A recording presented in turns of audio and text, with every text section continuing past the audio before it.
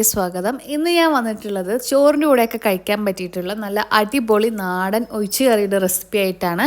പുളിയവരക്ക കറിയാണ് നമ്മളിന്ന് ഉണ്ടാക്കാൻ പോകുന്നത്. പുളിയവരക്കയും മാങ്ങയും ഒക്കെ ഇട്ടിട്ടുള്ള ഒരു അടിപൊളി സൂപ്പർ കറിയാണ്. അപ്പോൾ അതിനായിട്ട് ഞാനിവിടെ 300 ഗ്രാം പുളിയവരക്കയാണ് എടുത്തിട്ടുള്ളത്. അപ്പോൾ ഈ ഒരു കറിക്കായിട്ട് നമ്മൾ ആദ്യം പുളിയവരക്ക നല്ലതുപോലെ വറുത്തെടുക്കുകയാണ് വേണ്ടത്. വറുക്കുന്നതിന് മുൻപായിട്ട് നിങ്ങളുടെ അടുത്തൊരു പാത്രത്തിൽ കുറച്ച് വെള്ളം എടുത്ത് വെക്കണം കേട്ടോ. അപ്പോൾ നമുക്കൊരു ചീനച്ചട്ടി വെക്കാം. ചീനച്ചട്ടി ചൂടായ ശേഷം പുളിയവരക്ക അതിലേക്ക് ഇട്ട് കൊടുക്കുക. ഒരു 8 മുതൽ 10 മിനിറ്റ് വരെ നന്നായിട്ട് പുളിയവരക്ക വറുത്തെടുക്കണം. ഇടയിൽ 1-2 കറുപ്പ് ഡോട്ടൊക്കെ വന്നിട്ട് 1-2 കരിഞ്ഞു പോലെയാവും, നല്ല മണം വരും. അതൊക്കെയാണ് ഇത് നമ്മൾ വറവ് കറക്റ്റായി എന്നുള്ളതിൻ്റെ സൂചനകൾ. വറുത്ത പുളിയവരക്ക ഞാനിത് വെള്ളത്തിലേക്ക് ഇട്ട് കൊടുക്കുന്നുണ്ട്.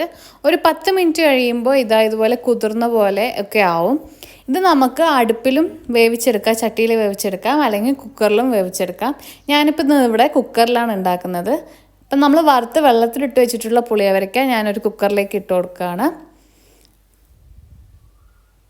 കുക്കറിലേക്ക് ഇട്ട് ആവശ്യത്തിന് വെള്ളം ഒഴിച്ച് നമുക്കിത് അടച്ച് വെച്ച് ഒരു വിസിൽ വരെ വരുന്ന വരെ വേവിക്കാം. ഒരൊറ്റ വിസിൽ മതി, അതിൽ തന്നെ പുളിയവരക്ക നന്നായിട്ട് വെന്തോളും. പുളിയവരക്ക വേവുന്ന സമയം കൊണ്ട് നമുക്ക് കറിക്ക് ആവശ്യമായിട്ടുള്ള മറ്റ് കാര്യങ്ങൾ റെഡിയാക്കി വെക്കാം.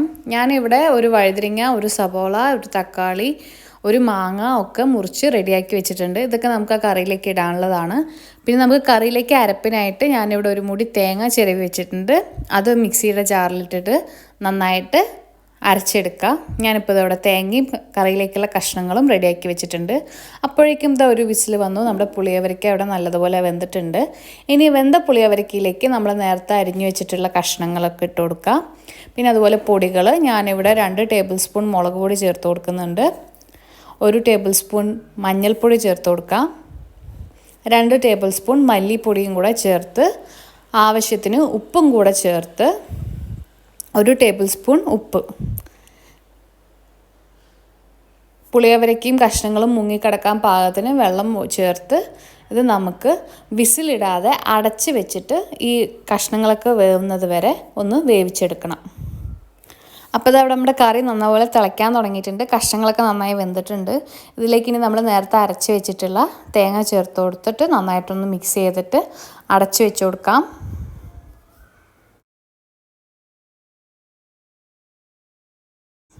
തേങ്ങ ഒഴിച്ചതിന് ശേഷം ഇതാ കറി നല്ലപോലെ തിളയ്ക്കുന്നുണ്ട്.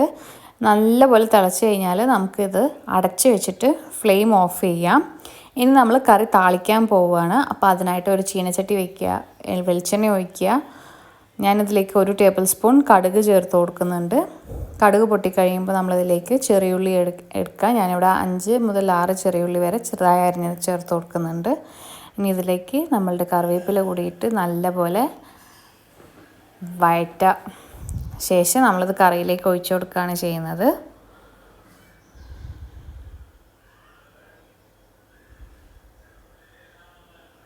അങ്ങനെ ഞാനിവിടെ കറി താളിച്ച് ഒഴിച്ചിട്ടുണ്ട്. നമ്മളുടെ സ്വാദിഷ്ടമായ പുളിയവരക്ക കറി ഇവിടെ റെഡി ആയിട്ടുണ്ട്. ഇനി മാങ്ങ സീസണൊക്കെയല്ലേ വരുന്നത്. മാങ്ങ ഉണ്ടെങ്കിൽ എല്ലാവരും ഈ കറി ഒന്ന് ട്രൈ ചെയ്ത് നോക്കണം. സാധാരണ പുളി ഒഴിച്ച് വെക്കുന്നതിനേക്കാൾ ഒരു പ്രത്യേക ടേസ്റ്റാണ് നമ്മൾ മാങ്ങ ഇട്ടിട്ട് വെക്കുമ്പോൾ. അതിപ്പോൾ മാങ്ങ ഇട്ടിട്ട് ഏത് കറി വെക്കുമ്പോഴും അങ്ങനെയാണല്ലോ, മീൻ കറി ആയാലും അല്ലേ. അപ്പോൾ എല്ലാവരും ഇതൊന്ന് ട്രൈ ചെയ്ത് നോക്കുക. വീഡിയോ ഇഷ്ടപ്പെട്ടാൽ ലൈക്ക് ചെയ്യുക, ഷെയർ ചെയ്യുക, സബ്സ്ക്രൈബ് ചെയ്യുക. Thanks for watching.